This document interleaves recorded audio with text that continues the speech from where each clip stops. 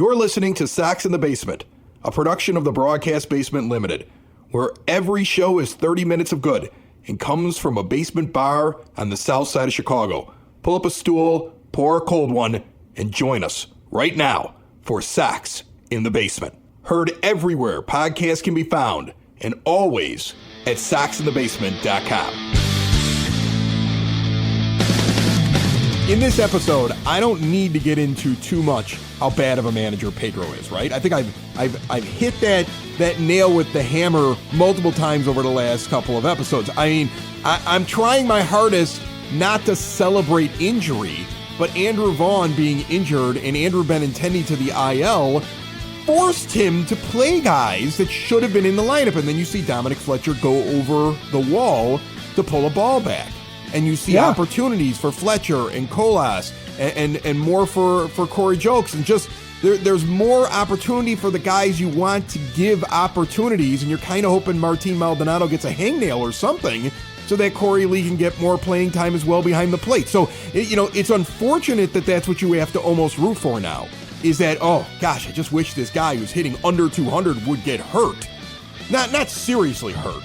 Not something like, I'm not wishing pain upon another human being, but just something that's inconvenient enough that it forces the manager to play the proper player and put together a workable lineup. Look at all the new players that showed up on the team on Tuesday before the series against the Cubs begins. You got Zach Remillard DFA'd because you got to add Duke Ellis to the team. You're adding him for stolen bases, not for anything else, but good for that kid. He was really excited pregame. You could tell he was shocked he was even in the show. That's awesome. Tommy Pham's injured. He hurt himself going into home plate against the Brewers right before he exploded. We'll get into that. Another reason why he was probably upset, on top of a few other reasons, is because he had a left ankle sprain and he probably felt it. Dominic Fletcher hurt himself going over the wall, so he's also on the 10-day IL. Luis Robert Jr. is back. Zach DeLoach comes back from Charlotte. So armed with all of that, what does Pedro do? Well, Andrew Vaughn is better. So stick him back there in the 2 spot and put Gavin Sheets, a first baseman, out right field at Wrigley Field. Don't take your best catcher and have him catch. Put Martin Maldonado in there. Have Corey Lee DH, and don't play some of these guys that just got here because you're using both catchers in the same game. He will always be perplexing. What is not perplexing is Cork and Carry at the Park, 33rd and Princeton, Shadow of the Ballpark, the proud sponsor of Sox in the Basement. Get out there, get the whole family out there, have a great time pregame, get out there postgame for the party, win or lose. An incredible selection of craft beers, familiar favorites, spirits and wines, award-winning burgers, great pricing, amazing service. They are your home for pregame, postgame, in-game viewing parties of the White Sox, the proud sponsor of Sox in the Basement. See more at corkandcarry.com. I don't know if another manager can make them much better. Like, they're a bad team, but, you lose this many games. What do you got right now? You've won 15 and you've lost 45 in your first 60 or something along those lines. Like, I don't understand how he still has a job. I'm never going to understand it. Tommy Pham doesn't understand it. That was really obvious. Tommy Pham, in the middle of his really scary response to that play at the plate against the Brewers, where John Schriffen went way overboard. And he continues to make it very hard on me to objectively say the boys club in Chicago media doesn't like an outsider while still listening to a guy overreact so many times in so many games to things like he just doesn't get what's really going on. Like, you're a bad team. That was a bad send. And William Contreras is just a little happy with making a good play. And you just lose your mind over the thing, and I don't get it. And Tommy Pham, honestly, buddy, I love you. You're a hell of a ball player. I love the fire, and I don't want to say anything bad about you because you might come over to my house and punch me in the face. But I don't understand why you're so angry either. The only thing I took from his post-game comments where he's swearing and talking about beating people up, essentially, is that he really didn't like being sent home. That he was like, that left fielder's shallow. I should have been thrown out. I was out by a mile, but I just am not going to ignore what a third base coach tells me to do. That is yet another player in that locker room calling out the guys that are making decisions, the coaching staff, the manager. Yeah, and I don't see Tommy Pham getting mad at a major league catcher. He's been in this game a long enough time that, if you're going to be in a play at the plate and the catcher comes out on top, they're going to celebrate. And I don't think Tommy Pham's sitting there looking at William Contreras going, "How dare you, sir? How dare you besmirch my good name in front of all of these thousands of fans?" No, he's pissed at his coaches, and then he just has this guy in front of him, so he unloads on him, right? And then words are probably exchanged. I bet you he goes home and he sits there and he says to himself, "Man, I was really actually more mad at the coach for sending me home. I'm really tired of this ticky-tack operation. I don't understand how this guy is still the manager. I can't wait to be traded. Trade me right now." In the moment, yes, you can be upset with Contreras. In the moment, when you're upset at the entire play, you'll lash out at whoever's in front of you.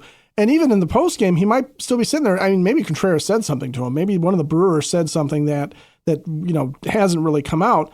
But I think he's just upset in general in that situation. He's mad because he's a competitor. He's mad because it was a bad play. He's mad because he's in the business of Tommy Pham, as we've pointed out. I love the business of Tommy Pham. I love it. Me too. But he doesn't need to be getting hurt at a meaningless play in the plate for a team that is, as you pointed out, so far below 500 at this point. It's historic. It's that bad that we're using history on it.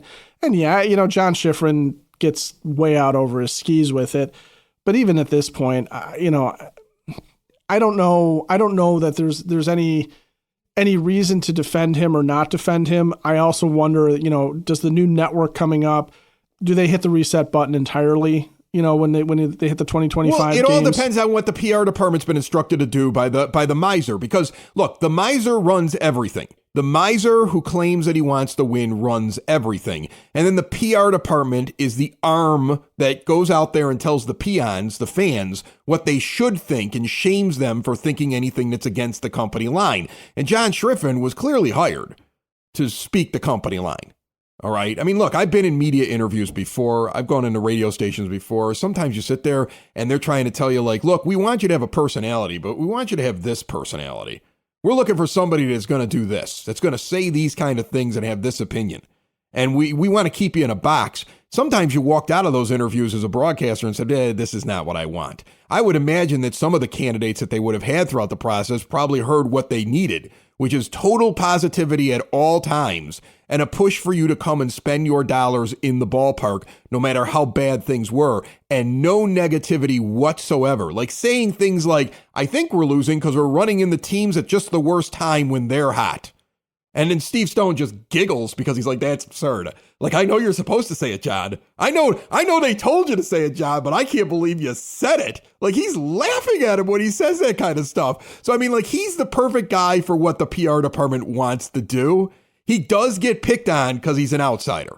That still exists. He's getting picked on because he's an outsider. Some of the things that people have done are cheap shots. They should have just sat back and waited for this instead of going after him for mispronouncing somebody's name, right? Mispronouncing the Vec name when you're not from Chicago was probably not the hill to die on. This is more funny.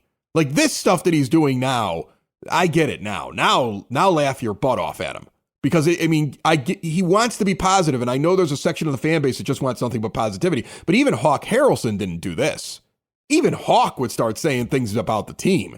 I mean, he was a nothing but a homer. And he'd be sitting there going, well, we don't have enough guys with TW. What's that, Hawk? The will to win. Remember, that's where that came from. He was mad at players. He wasn't being positive when he came up with TW. No, and the idea of being grindy, the idea of being, all the Hawkisms and everything like that.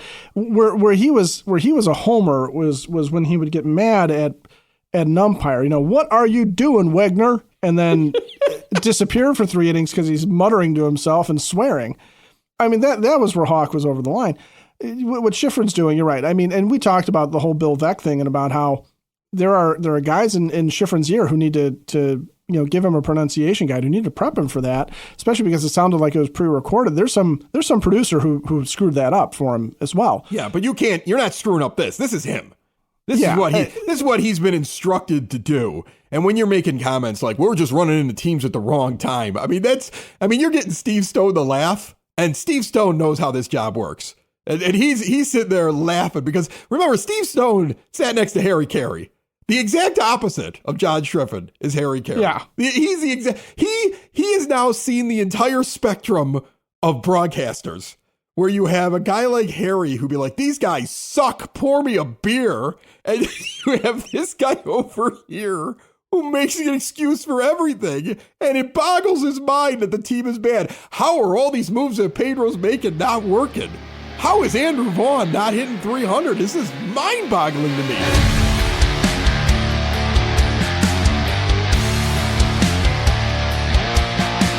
Sox in the Basement listeners, switch to a new age of life for mom and dad, grandma and grandpa. Keep them out of assisted living. Make it so they can get around on their own, live independently, stay in their home. Hyatt Home Medical Equipment wants to help you with that with stair lifts, ramps, grab bars, lift chairs, and even bathroom remodeling. They're going to work with your insurance. They have 0% financing for qualified individuals, and they have a big, beautiful showroom with testing rooms for the CPAP machines. Are you unhappy with your CPAP machine vendor? Switch now, get supplies directly mailed to you, and test it out in their testing rooms. They also have the latest and greatest in continuous glucose monitors. See more about Hyatt Home Medical Equipment right here on the South Side at hhme.com. I mentioned Andrew Vaughn. Couple of hits, actually. First game of the Cubs series. By the way, great stat that I want to put out there today for you, and I want to get into some other stuff. We have Spencer Torkelson, number 1 overall pick in 2020, and over 1,318 plate appearances in the major leagues. A slash line of 218 average, 296 on base percentage, 386 slugging, a negative 1.1 B WAR in 2024, and a 597 OPS. He was optioned to AAA in the last 48 hours by the Detroit Tigers. Andrew Vaughn, number 3 overall pick in 2019, very comparable players, played the same position. 249, little better average, 309 on base percentage, and 407 slugging. He's only a couple points higher than Torkelson in basically all those stats. He had 1,859 plate appearances, and he only has hit 14 more home runs. He's had over 500 more plate appearances, more time than Torkelson, and has only been able to produce 14 additional home runs in his time in the majors. This year, a negative B-WAR of 0.7, and his OPS is 20 points lower than Torkelson at a 5.77. He remains unoptioned to AAA today. And, think about this too. Spencer Torkelson plays in Comerica, where that park is not homer friendly and never has been since they opened it.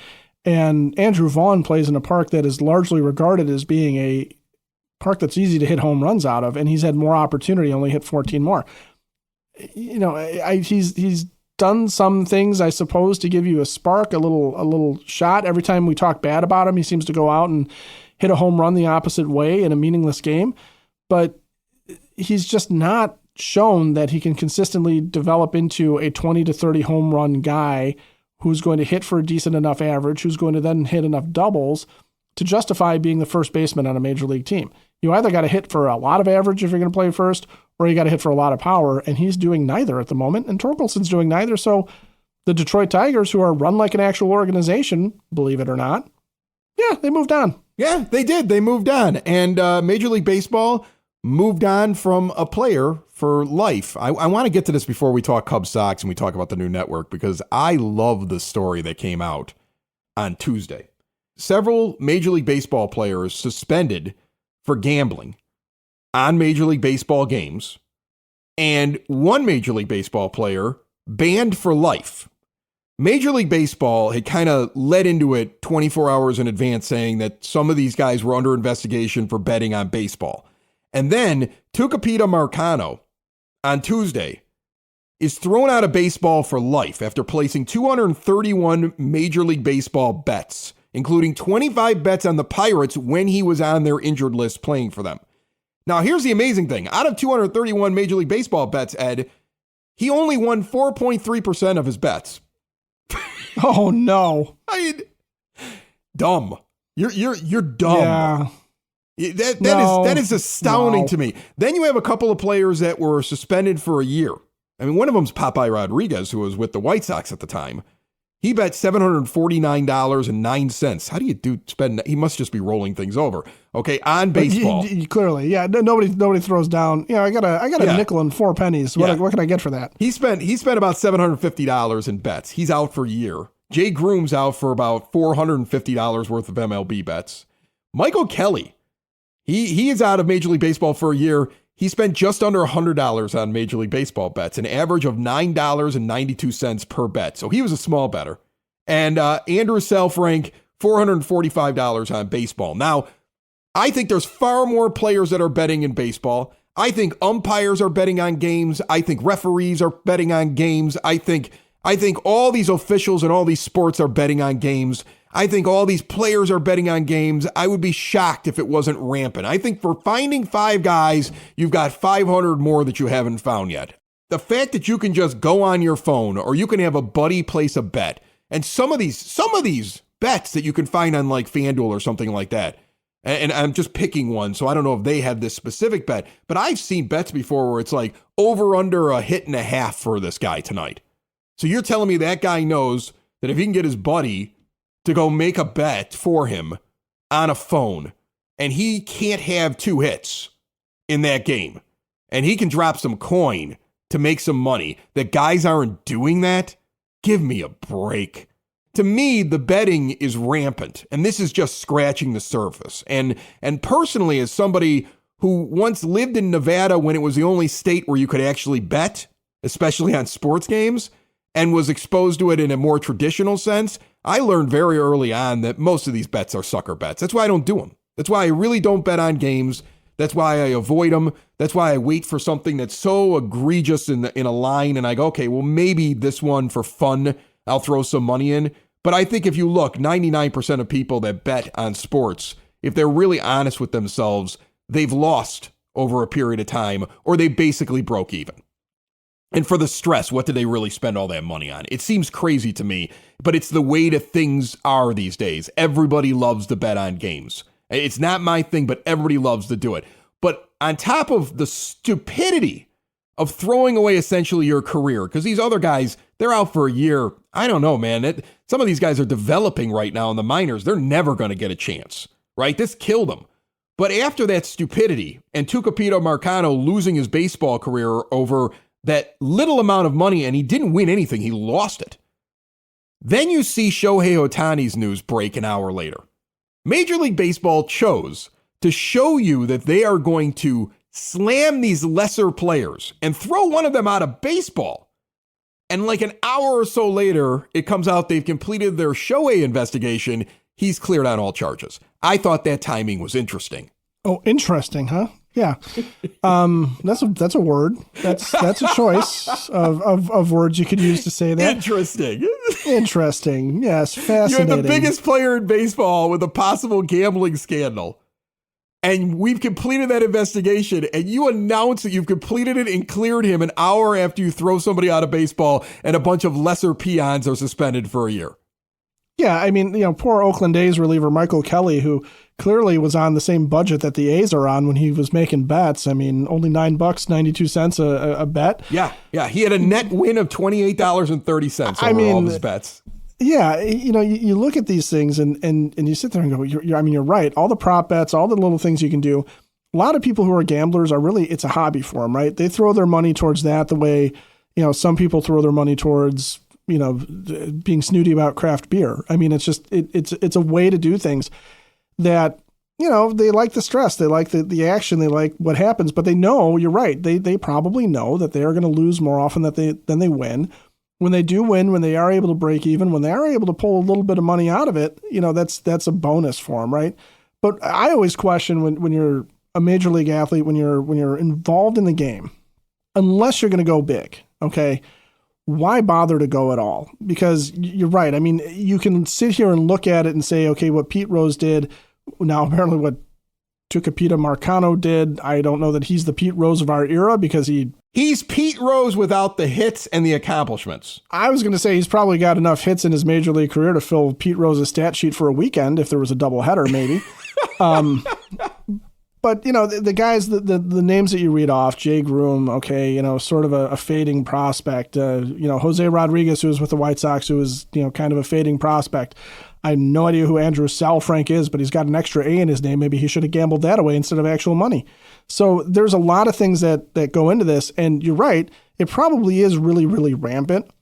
But the idea is very clearly here that by giving out suspensions for guys that clearly were dumb enough to get caught, that were low stakes guys, that were guys who probably didn't think that this was ever going to come to anything because it was just not flashy enough to really, I'm sure in a lot of people's minds, fly above the radar, they can show that they are taking it seriously, which means that whatever they've decided with Shohei Ohtani is very clearly the right decision because there has been some investigation. There's been some discussion. But doesn't it just seem like, and look, I think you're crazy if you don't think that everybody's betting.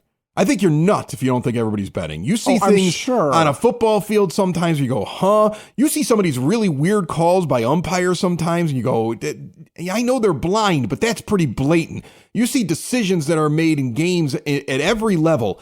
And it feels to me like how you felt it was weird that Sammy Sosa, who used to be a White Sox player, went to the Cubs and went 3 sizes bigger and all of a sudden was hitting nearly 70 home runs. And you thought it was weird and you thought something was off and you started hearing about guys taking supplements and you're like, And it feels like that with the gambling thing.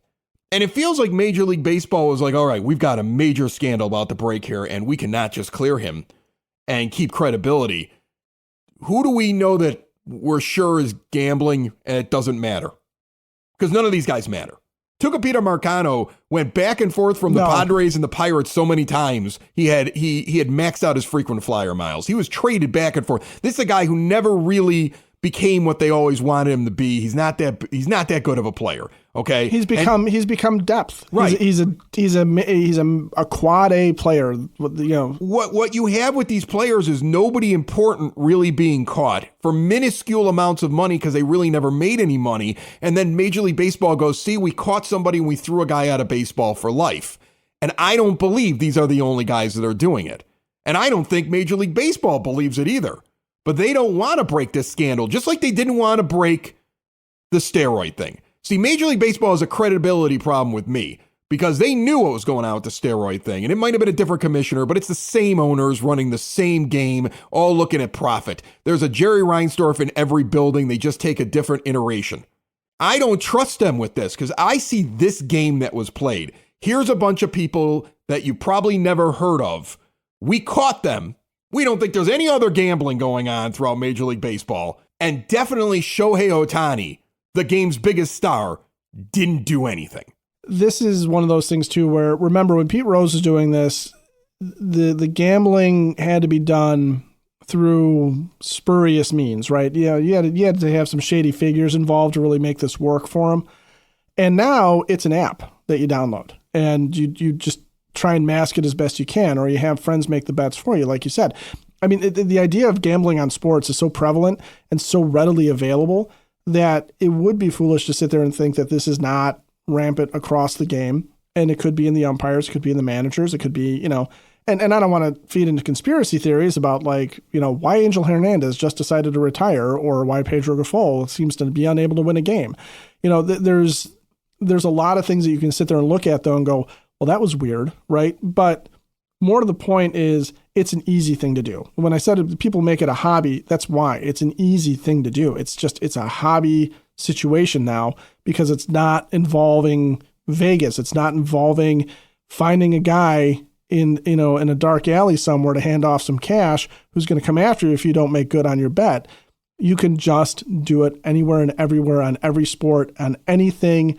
And it doesn't even have to be on the games itself. Like you said, you can bet, you can sit there and say, Tucupita Marcano could have placed a bet on himself to go 1 for 4 instead of 2 for 4, and nobody would have been any the wiser because chances of him going 0 for 4 were seemingly, high odds anyway, right? So you can do that. And I'm not saying that that's what he did because I don't know, and I don't want to cast aspersions where aspersions already cast. It doesn't sound like anybody did anything that egregious, and that's what I find laughable because it's happening. Yeah, and that's the thing is that it's there. And you drew a good corollary with the steroids because we were watching guys. Ken Caminiti was another guy, right? He was a defensive whiz at third base, but couldn't hit the ball out of the infield. It felt like he just didn't have any power. And all of a sudden, he had a ton of power. Brady Anderson was another guy that was tagged. Brady Anderson, he went from 2 home runs to 50 and back to 2 when they started looking into guys. Remember that? Yeah. It was crazy. It was the thing. As fans, you had a feeling something was going on.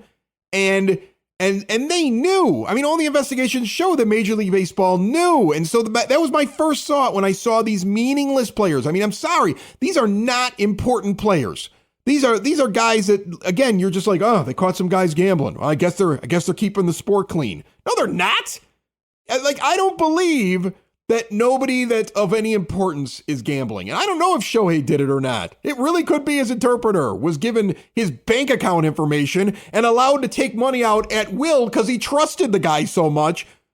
I don't believe that, but it could be that. It's funny to see this list of names and that Tucupita Marcano is going to be the face of them saying, you see, if you gamble, you'll be thrown out of baseball just like your shoeless Joe Jackson. Yeah, this is the new Kennesaw Martin Landis standing there and he's just dropping a hammer on people, right? I don't believe it because you sent somebody to the guillotine that I've never heard of. And that's what I find funny. Literally, you have to be a Pirates or Padres superfan to have ever heard this guy's name before. And the rest of the guys too. It's a bunch of inconsequential lambs to the slaughter so that the guy that the big sheep in the room doesn't get sheared. Right. You like that metaphor or was that bad? Before we get out of here, I do want your thoughts on this new network that Jerry Reinsdorf will be using to push out all the propaganda he can possibly push out. The thing I like about the new network announcement that will not really affect the White Sox until next season, I like the streaming thing. Because people have sat there and said, well, do you really want to pay Jerry for streaming? And honestly, folks, I got rid of my YouTube TV and I go up to local bars or hang out at Dad's house when I want to watch a White Sox game because they're so bad. They're so terrible. Right. I'm like, because everything else that I want is on streaming. And I don't want to spend $70 a month for the White Sox. And it's not going to be $70 a month to pay this channel. And if me paying him directly gives him more money so he can half-ass trying to run a team, but maybe we increase the payroll a little bit, all right, fine. Like, to me, I'm excited about the possibility of streaming. I don't like the idea that I got to have a cable package to watch the White Sox. So that was exciting to me. I'm very curious as to whether or not they will change anybody. I don't think anybody of importance, the people that you listen to on the air, I think all those people deep down in the end are hand-selected by Jerry Reinsdorf. And I think that's going to be proven when you see them all magically move from one network to another. Well, and there's talk about there being an over-the-air component too for this and being able to pick up broadcast channels, just through digital over-the-air signals, which again seems old school and analog and kind of like, well, why would you bother doing that? But in a cord-cutting environment, that's actually really, really kind of a smart way to go if he does follow through on that and if you can pick it up without a cable package, because that means that, even if you can't get the streaming component done because of MLB rules, because of the blackouts and stuff that still exist there, we could be in a situation where, as White Sox fans, we are able just to go and get an antenna and a converter box for an old TV and throw it out there and get some staticky White Sox games. And frankly, I would watch the White Sox with a jumping picture because it'd be more fun to try and figure out who's doing what badly than to actually see who's doing what badly. Because then you and I would sit here and go, well, I think it was Andrew Vaughn, but the vertical hold on my TV was so bad that it might have been Gavin Sheets at first. I really just couldn't tell you. And it was so staticky, I couldn't hear what Schifrin was saying. I just know he was pissed off about something. Right. And if it was over the air, and I could use an antenna for it, then I could match it up with the radio, like how you used to do in the old days, right? When you were sitting around watching the Sox and the Cubs play that one-game exhibition that didn't actually count in the late 80s and they both sucked, kind of like now, but the games count. And people all get online and they'll all say terrible things to each other and they'll all try to say that their crappy team is better than the other person's crappy team. And what Cubs fans don't understand is that White Sox fans are angrier at their team than they could ever be. Like, your team sucks. Yeah, it does. Totally sucks. Let me tell you why it sucks. Like, that's how a White Sox fan is going to react to that during all these crosstown games. But it would be like that. It would be like old school where I could watch it with the rabbit ears and then I could just not have to listen to the TV broadcast and I could pop on Len Casper. Sox in the basement. Sox in the basement. Sox Sox in the basement. Sox in the Basement. Heard everywhere podcasts can be found, and always on soxinthebasement.com.